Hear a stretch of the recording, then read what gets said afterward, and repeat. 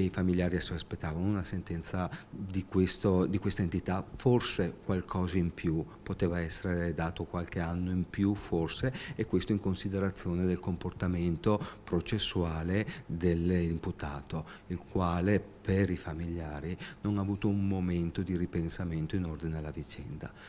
Questo è un aspetto che ha creato molta sofferenza, non ha avuto un momento di ripensamento in fase di indagini, non ha avuto nessun ripensamento neanche nel corso del processo, non dava un umano interesse alla vicenda che potesse far ritenere che abbia rivisto e ripensato quello che ha commesso. Nessun segno di pentimento, nessuna remora da parte di Enrique Cappellari, l'uomo che il 19 dicembre del 2021 nel suo camper parcheggiato in via Capitelvecchio a Bassano ammazzò la compagna, Giulia Rigon, commessa in un supermercato originaria di Asiago.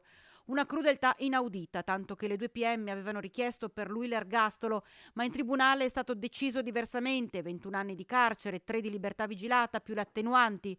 C'è dolore, c'è amarezza anche nelle parole dell'avvocato Antonio Marchesini, il legale che sta seguendo la famiglia dell'ennesima vittima di femminicidio. È l'ultima persona che ha visto Giulia, al di là di quello che ha commesso, è l'ultima persona che ci può dire cosa effettivamente è successo. Per i parenti sapere questo è consolazione, è un modo per riuscire a chiudere la vicenda. Familiari che non riescono ad accettare quello che è successo alla loro figlia. Non c'è un epilogo adeguato, nel senso che anche se la pena fosse stata maggiore, loro la sofferenza ce l'hanno perché Giulia non torna. C'è stato un momento della deposizione della madre molto toccante: restituitemi Giulia.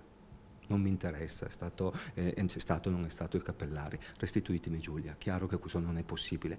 E oggi stanno un po' meglio perché almeno si è chiuso il capitolo relativo alla responsabilità. In merito alla possibilità di un ricorso, La sentenza verrà depositata tra 90 giorni. Quando vedremo le motivazioni comunque valuteremo l'appello. In questo momento qua non credo.